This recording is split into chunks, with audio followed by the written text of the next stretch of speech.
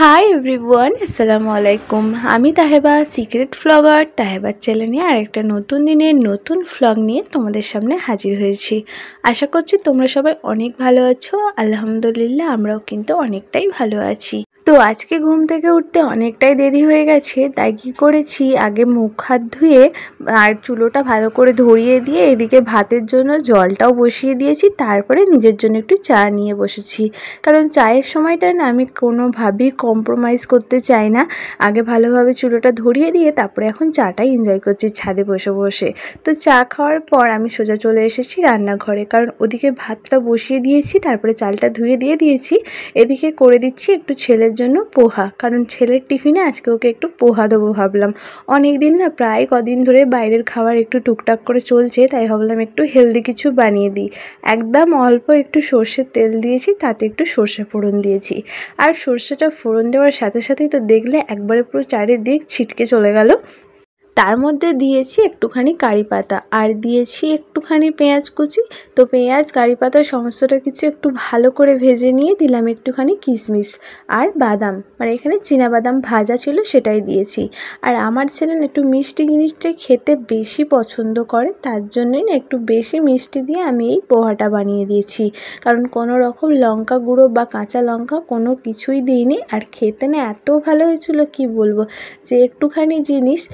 তো টিফিনটা বানিয়েছিলাম ওর জন্য ঠিকই, কিন্তু স্কুল যাওয়ার সময় এত বৃষ্টি হচ্ছিল, ও আর কিছুতে স্কুল যেতে পারলো না। তাই মা ছেলে দুজনে মিলেই টিফিনটা আজকে খেয়ে নিলাম। তো তার জন্যই বললাম যে টেস্টটা দারুণ এসেছিলো, খেতে কিন্তু দারুণ হয়েছিল। তো পোহা বানিয়ে রেডি করে এদিকে আমি সমস্ত কিছু কাটা বাছা করে নিয়েছি দুপুরবেলায় রান্না বান্নার জন্য। তো আমার আগের ভিডিওতে তোমরা এত ভালো ভালো কমেন্ট করেছো, আর আমার কাঠের জালে রান্না করা যে তোমাদের এত ভালো লাগবে সত্যি আমি কোনো দিন আশা করিনি। তাই তোমাদের ঘরে অসংখ্য ধন্যবাদ। আর তোমাদের কমেন্টের রিপ্লাইগুলো দিতে একটু দেরি হয়ে গেল, তাই অনেক মানে সরি, কি আর বলবো, একটু প্রবলেমের মধ্যেই ছিলাম। আর অনেকগুলো কমেন্ট কিন্তু জড়ো হয়ে গিয়েছিলো, বুঝতেই পারা যাচ্ছিলো না যে এতগুলো কমেন্ট এসেছে। তো তার জন্য তো ওদিকে রান্নাগুলোও তারপরে করে নিয়েছি একে একে অফ ক্যামেরার মধ্যে। ওদিকে বরবটি আলু আর নোনা মাছ দিয়ে একটু চচ্চড়ি করেছি, তার সাথে লোটে শাক ভাজা করেছি, আর কাঠের জালে কিন্তু ওদিকে ঝিঙে আলুটা বসিয়ে দিয়েছি, আর মাছটাও কিন্তু গ্যাসে ভেজে রেখে দিয়ে এখন সোজা চলে এসেছি নিচের ঘরে এসে বিছানাপত্রটা ঠিক করে একটু ঝুলগুলো ঝেড়ে নিচ্ছি। এই ঘরে এত মানে ঝুল হচ্ছে কি আর তোমাদের সাথে শেয়ার করব, মানে মাঝে সপ্তাহ যাচ্ছে না এত পরিমাণে ঝুল জড়ো হয়ে যাচ্ছে, আর সেগুলো না পরিষ্কার করলে চোখের সামনে যদি দেখি তাহলে কেমন একটা লাগে বলো তো। তাই আজকে একটু হালকা করে একটু ডাস্টিং করে নিলাম। আমার আগের একটা ভিডিওতে একটা আপু কমেন্ট করেছে নাজির আলী অ্যাকাউন্ট থেকে, যে তোমার হাজবেন্ডকে দেখাও আর তোমাদের কি লাভ ম্যারেজ। তো হাজব্যান্ডকে এখন না এই মুহূর্তে তো দেখাতে পাচ্ছি না কোনো ভিডিওতেই, কারণ আমি তোমার কমেন্টটা পড়ার পর আমি হাজব্যান্ডকে জিজ্ঞাসা করেছিলাম, ও বলেছিল যে না, তো বারণ যেহেতু করেছে এখন তো কিছুতেই দেখাতে পারবো না, তো তার জন্য সরি। আর যদি তুমি কেন দেখতে চেয়েছো যদি জানাও তাহলে কিন্তু আমার খুব ভালো হবে। আর হ্যাঁ গো, আমাদের লাভ ম্যারেজ। আশা করছি তুমি তোমার প্রশ্নের উত্তর পেয়ে গেছো। আর সরি তার জন্য, আমি খুবই দুঃখিত। তোমার কমেন্টের উত্তরটা দিলাম ঠিকই, কিন্তু তোমার উত্তরের কাজটা আমি ঠিক মতন করতে পারলাম না। তোমরা এইভাবে আমাকে সাপোর্ট করে পাশে থেকো।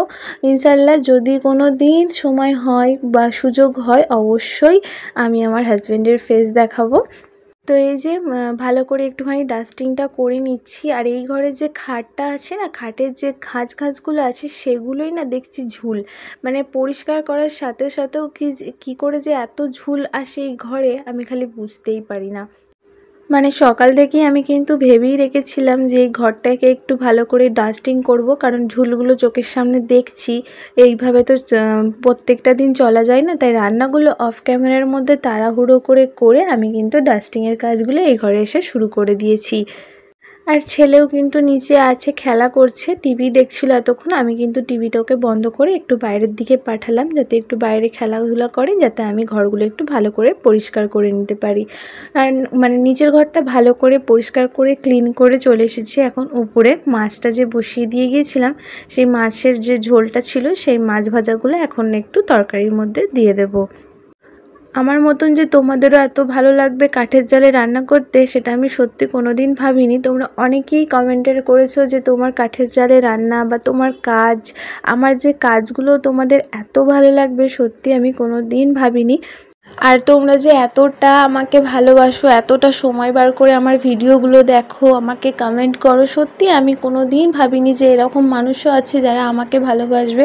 কারণ আমার চারপাশের লোকজন তো আমাকে কোনো দিন ভালোবাসেই না বা আমাকে সহ্য করতেই পারে না। কারণটা কি জানো তো, ওই যে সব সময় সত্যি কথাটা সবার মুখের ওপর বলে দিই বলে না আমি খারাপ, জানো তো।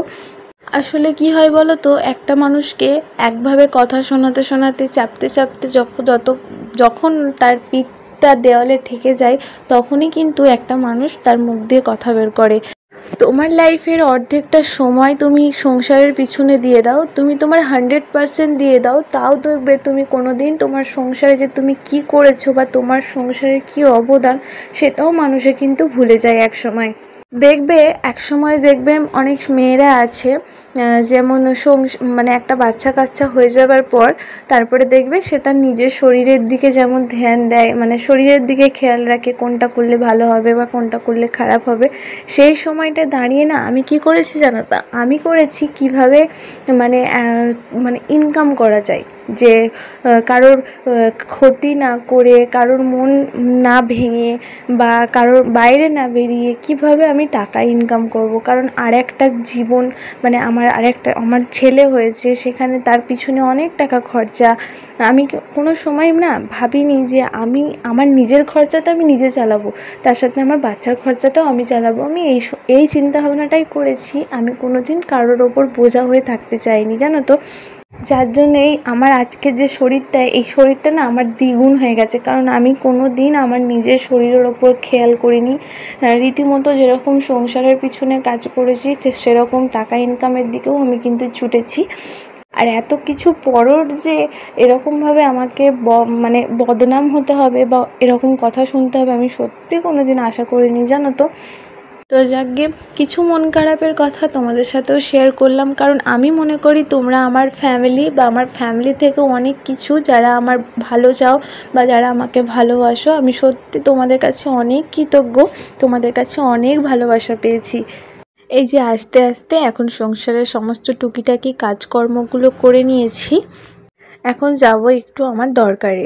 কারণ স্নান টান করে ছেলেকে রেখে দিয়ে ওর পাপার কাছে যাব, একটু বেরোচ্ছি, একটু কিছু দরকারি কাজকর্ম আছে সেগুলোই সারবো। তো আজকে আর গাড়ি নিয়ে গেলাম না, এই অটো করেই গেলাম, তার জন্য একটুখানি ভিডিও করা। তো চলো আজকে ভিডিওটা এইখানেই শেষ করছি। কেমন লাগলো অবশ্যই কমেন্ট করে জানিও।